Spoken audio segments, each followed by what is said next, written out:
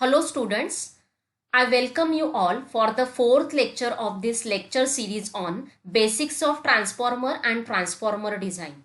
In last lecture, we have seen the concept of the ideal transformer. What is ideal transformer? A transformer which is assumed to be have no winding resistance, no magnetic leakage, it does not have any loss and all the flux is confined to the core only. But in actual practice, it is not possible because the winding has some resistance as well as the magnetic leakage. So we have to take into account these factors while analyzing the behavior and performance of the transformer, those we are using in the actual practice. So in today's lecture, let us see how the core losses effect will be there on the operation of your transformer. Now, see, the iron core of the transformer is subjected to the alternating flux. So the core losses, that is hysteresis loss and eddy current loss, both losses are always present in the transformer even though your core is laminated to reduce the eddy current loss and your core is made up of high grade silicon steel to minimize the hysteresis loss. Therefore, even under no load condition, what is no load condition? It means that your secondary is open circuited. So even though under no load condition, your source must supply the enough power to the primary winding so that the core losses will become overcome. Okay, so therefore in case of the transformers which are used in the actual practice on no load, that is with no current in the secondary winding, the primary winding always carries small amount of current which is denoted by I naught, It has two components. First component is I naught has two component. Your first component is I magnetizing and second component is IC. So what is I magnetizing? I magnetizing is nothing but a reactive or wattless magnetizing component. Wattless magnetizing component.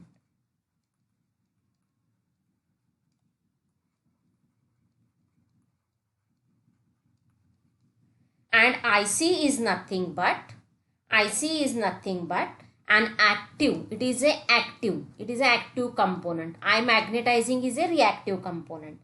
IC is the active or power or core loss component which supplies mainly the core losses and the negligible copper loss in the primary winding, because primary winding has also some resistance. So this IC will take into account the losses. Which losses?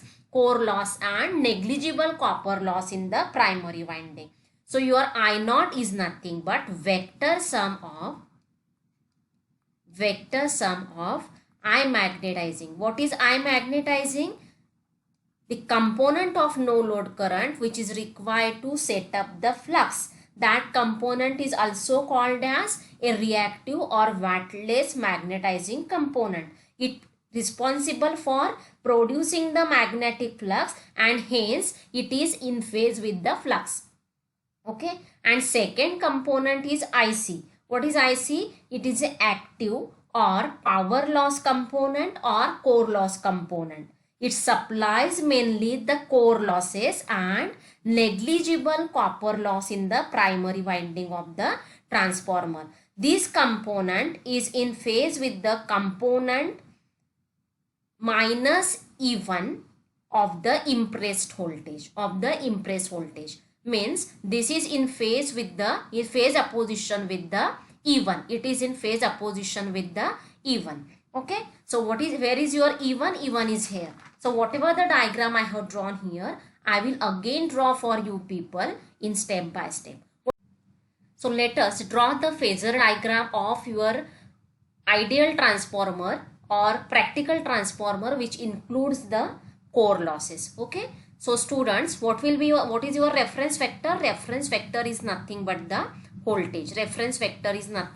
voltage. V1 which is applied across the primary winding, right? So V1 is applied across the primary winding, right? Then when this V1 is applied across the primary winding, I magnetizing is circulated, right?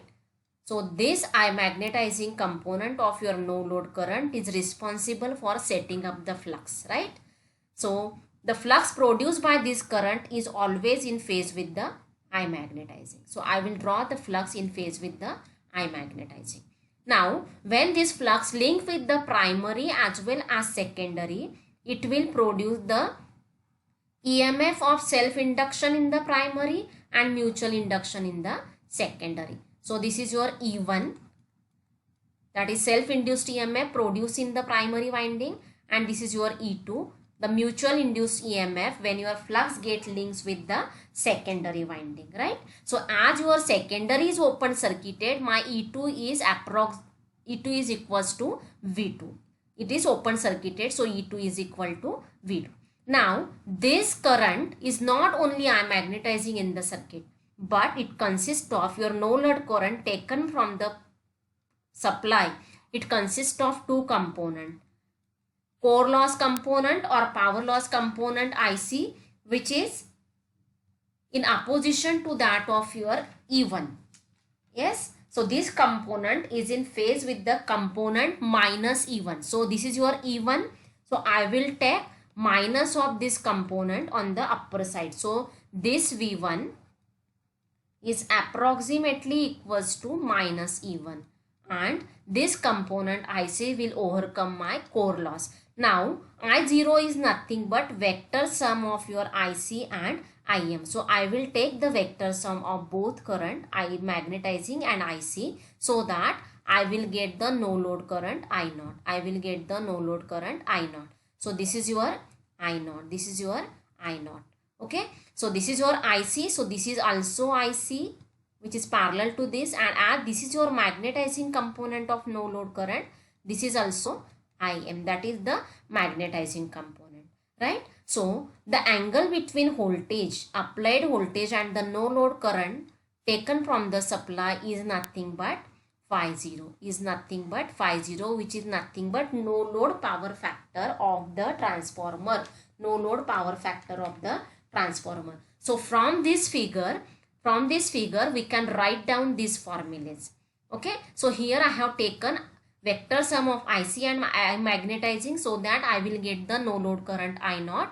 So from this triangle, as this is your phi 0, from this triangle I can write down I0 is equal to under root of IC square plus I magnetizing square, right? Or for simplicity, this I magnetizing you can write down as IM.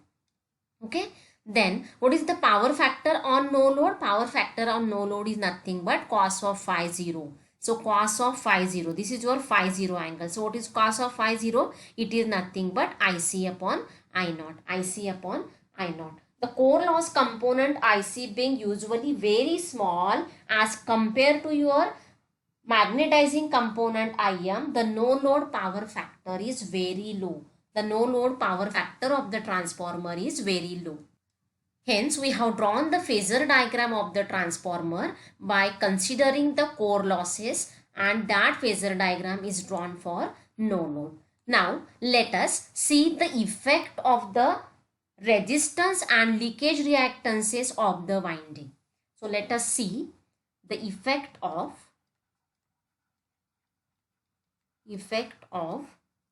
resistance and leakage reactance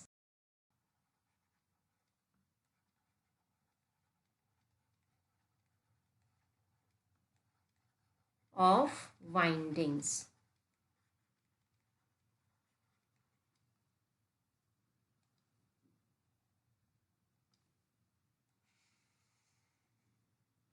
We have seen the effect of the losses on the transformer. Now let us see the effect of the resistance and leakage reactance of the windings. In practical transformer, each winding of the transformer has two windings, P and S, that is primary and secondary, right? So Each winding possesses certain amount of finite resistance which apart from causing a power loss also produces the voltage drop in it on when current starts flowing. So if your primary is connected across the supply, current starts flowing I1 in the primary winding, right? So apart from causing the power loss in the primary winding, this current also produces the voltage drop in the winding when current starts flowing. Also, this electric current as an electric current, magnetic flux cannot be completely confined into the desired path, right? Therefore, all the magnetizing flux produced by the primary winding of the transformer does not link with the secondary winding, but some part of this flux also complete the magnetic circuit by passing through the air rather than around through the core. Means some of the flux so this is your flux of the primary which is linking with the secondary. Most of the flux completes its path through the magnetic core, but some of the flux will complete its path through the air rather than passing through the magnetic core, and such flux is called as primary leakage flux. Such flux is called as primary leakage flux.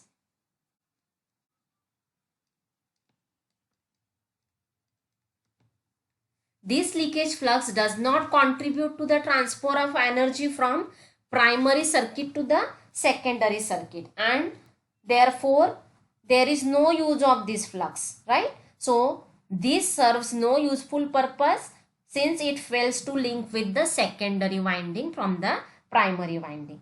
Now, when secondary winding also produces the opposing flux due to the current flowing through the secondary winding, if it is connected across the load. Suppose here I will connect the load. Suppose here I will connect the load. Then what will happen? Current starts flowing in the winding, right? 1 minute.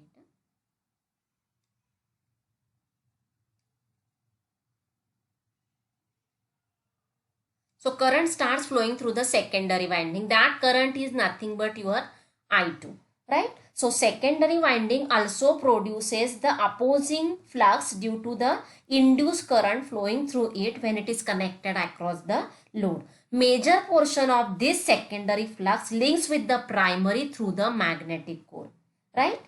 But some of the flux also complete its path through the via air. However, some amount of this flux links only with the secondary winding through air as shown by the dotted lines, and this flux is called as secondary leakage flux.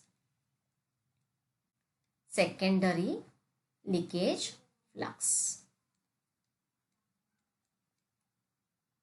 So these primary and secondary leakage fluxes produced in their respective winding, they will produce the self-induced EMF which are proportional to the current and the frequency.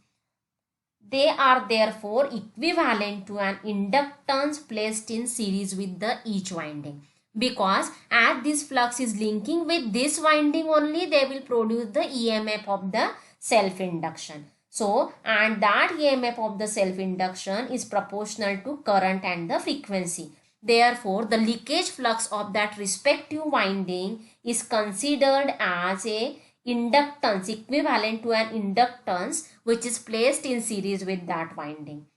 The reactance of that inductance is called as the leakage reactance of the winding. Similar to resistance, both primary and secondary leakage reactances cause the voltage drop in the respective winding. So the combined effect of voltage drop in respective winding or the voltage drop due to resistance and leakage reactance of the winding of a transformer is ultimately changes its terminal voltage on no load from its no load value for a given applied voltage across the primary winding. So students, the combined voltage drop due to the R and X. R is nothing but resistance of that winding and X is nothing but the leakage reactance of this winding. So the combined effect of voltage drop due to the resistance and leakage reactance, of the windings of a transformer is ultimately to change the terminal voltage on load from its no load value. So your terminal voltage will get drops down. The leakage reactance is normally minimized by placing the windings on both the limbs of the core, half on each of the limb. That's why at the time of taking the construction, I have told you that instead of for the elementary transformer, I have shown the primary winding on this limb and secondary winding on this limb. But in actual practice, half of the primary winding is placed on this limb, half of the primary winding is placed on this limb. Same thing is true for your secondary winding. So how to limit the leakage reactance or how to minimize the leakage reactance? We have to place the windings on both the limbs of the core, half on each limb, and also by subdividing or interleaving the different section of the windings. So in this way, we have to take into account the effect of the losses as well as resistance and leakage reactance of the windings. Now, students, let us start for drawing the equivalent circuit of the transformer according to the concept that we have studied to take into account the effect of the losses and the effect of the resistance and leakage reactance of the winding. So the analysis of the transformer performance can be conveniently made by using its equivalent circuit. An equivalent circuit is nothing but the circuit whose behavior is similar to that of the transformer. So we are going to draw one circuit whose behavior is similar to the behavior of the actual transformer. And such an equivalent circuit we can develop by initially assume the transformer to be ideal one. Okay. So initially I will assume that my transformer is a ideal transformer. Then the different imperfections of the actual transformer I will allow for by means of additional circuits or impedances or inserting them between the supply terminals and the primary winding and between the secondary terminals and the load. Okay.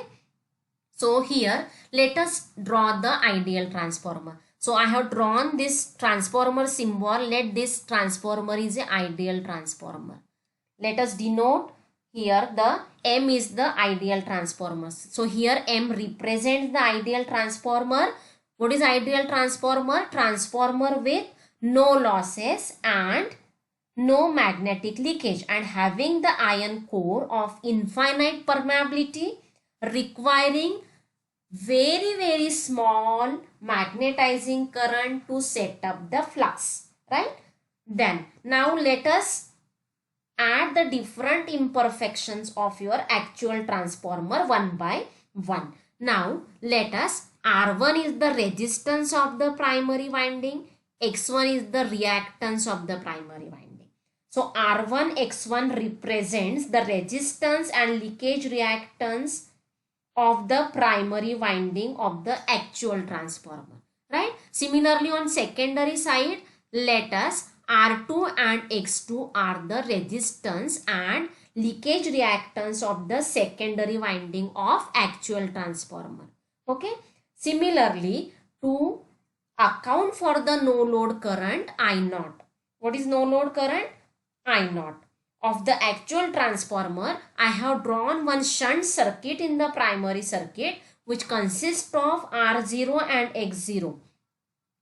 R0 and X0. So this is your R0 and this is your X0. This is your X0. So your R0, why I have included R0 in this circuit? Because I will account for no load current I0 of actual transformer by putting the shunt circuit consisting of R0 and X0 in such a way that your E1 upon R0 equals to IC. What is IC? Core loss component of the transformer. Core loss component of the transformer. Right? Then second is nothing but E1 upon X0 equals to I magnetizing. This is the reactive current, so divided by X0.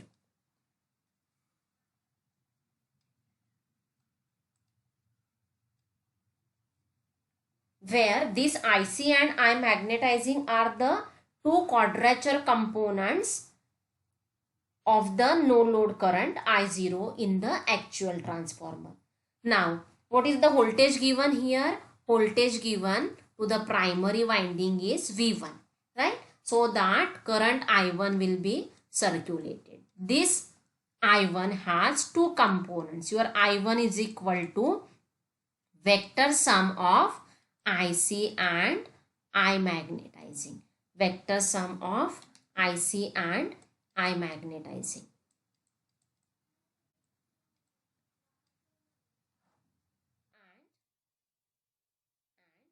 And I2 dash. Right? So vector sum of these two is nothing but your I0. So I can write down I1 is nothing but vector sum of no load current of the transformer and load component of your primary current. Load component of the primary current I2 dash.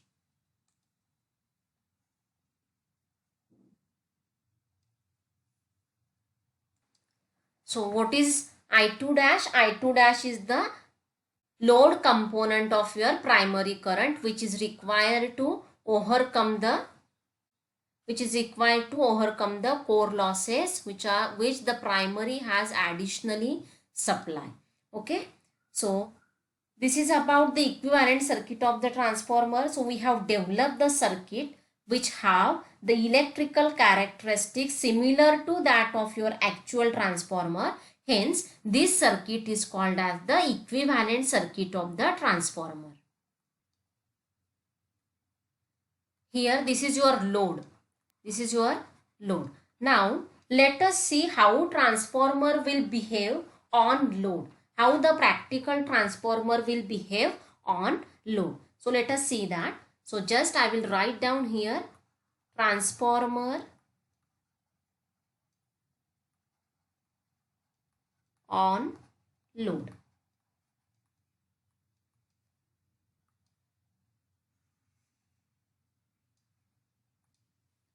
So students, let the equivalent circuit which is I have drawn in the previous slide represents your actual transformer. Now, when your primary winding of the transformer is connected across AC supply of the voltage V1,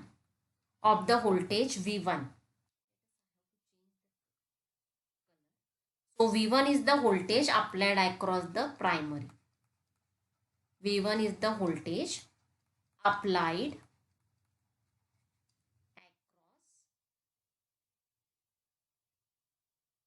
primary winding of the transformer.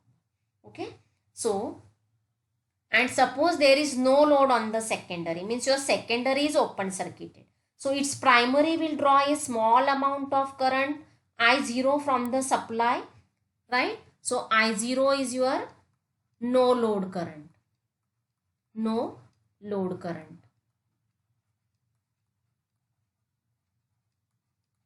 I0 is the no load current. This current has two components we have seen. What are those two components? Im. For I magnetizing, now onwards I will write down Im, and second one is Ic. The magnetizing current will set up the mutual flux phi which is in time phase with the Im only. This flux which is in time phase with Im induces EMF E1 in the primary which is called as EMF of self-induction, and E2 in the secondary which is called as the EMF of the mutual induction. And other component is IC. Other component of I0 is the IC, which is called as the core loss component. This component will provide the core losses, right? So now if the load is put on the transformer by connecting an impedance of finite value across the secondary winding.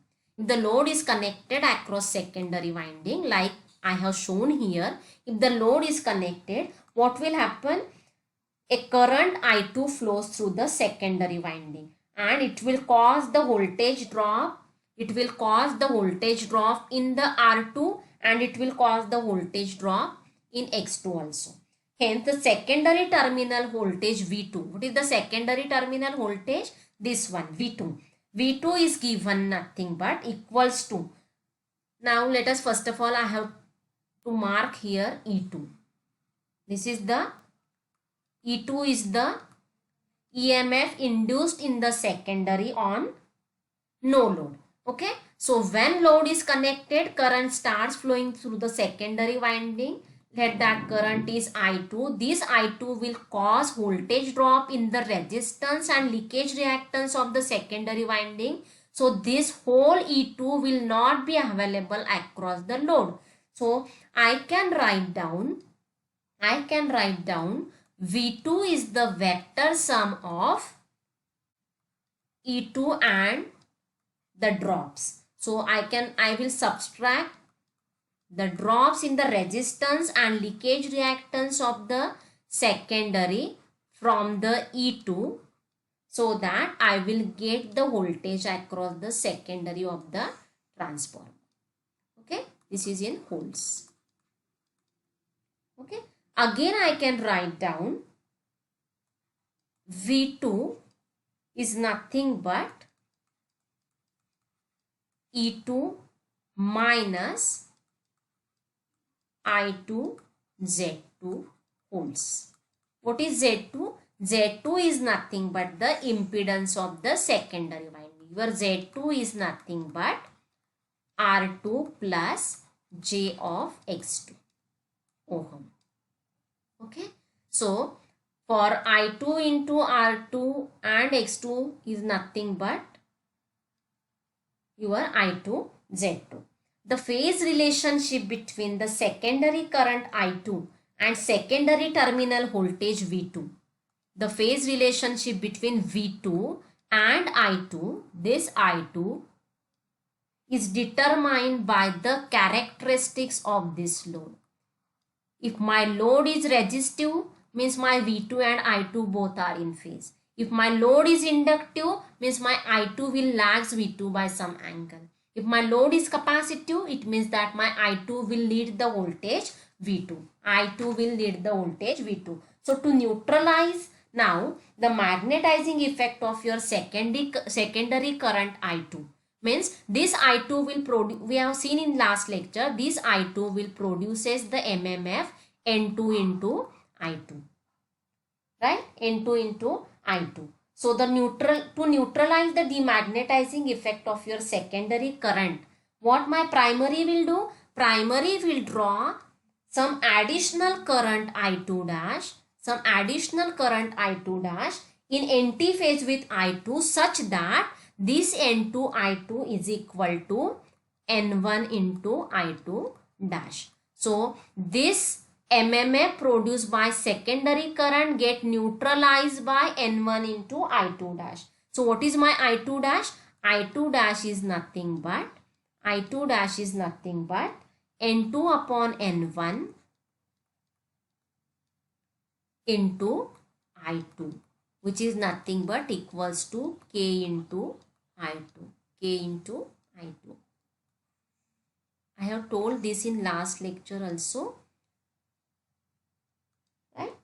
Thus the primary current I1 on no load, this I1 current on load can be considered having two components. First one is your I0, which is flowing through the shunts, which is they are introduced in the circuit for considering to take into account the no load current I0 of your actual transformer. That's why I have included the shunt circuit consisting of R0 and I0. So the primary current I1 on load can be considered as having two components, I2 dash and I0. So students, I can write down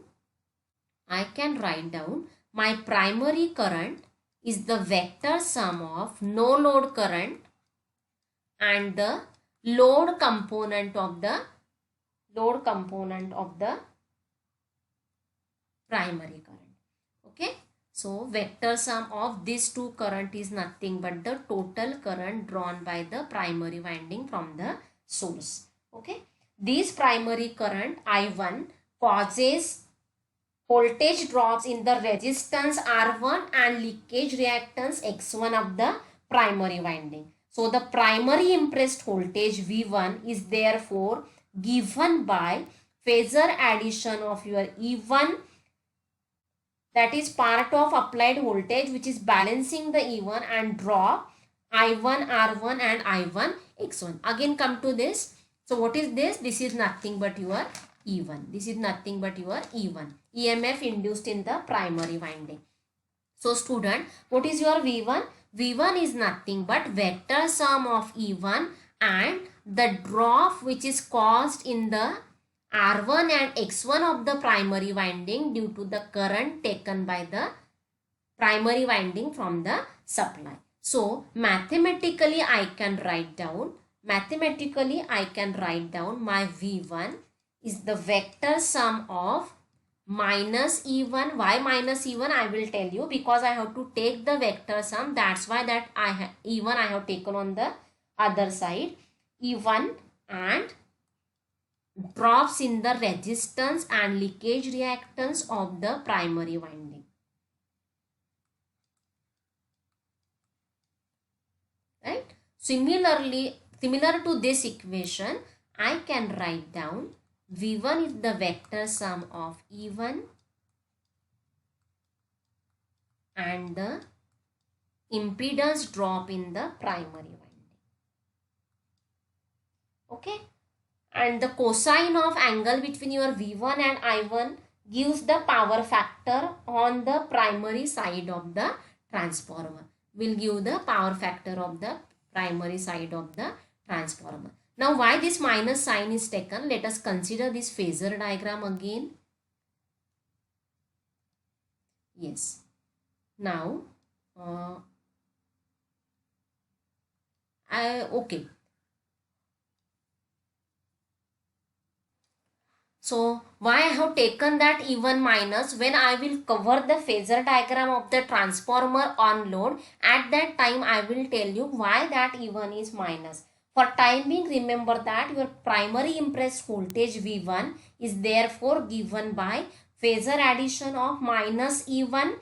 Why minus E1? Because according to Lenz's law, that EMF is in such a direction that it will oppose the cause of producing it. What is the cause? Cause is nothing but the voltage applied across the primary winding. So this EMF, primary EMF, which is also called as self-induced EMF in the primary winding, will oppose the applied voltage, hence that EMF is taken as negative. But on the phasor diagram, how to take that EMF negative on the other side, or how to take it is negative, that I will tell you in the next lecture. So thank you students, thank you for keeping patience in the lecture. If you like this lecture, please don't forget to like, share and subscribe my YouTube channel. Thank you.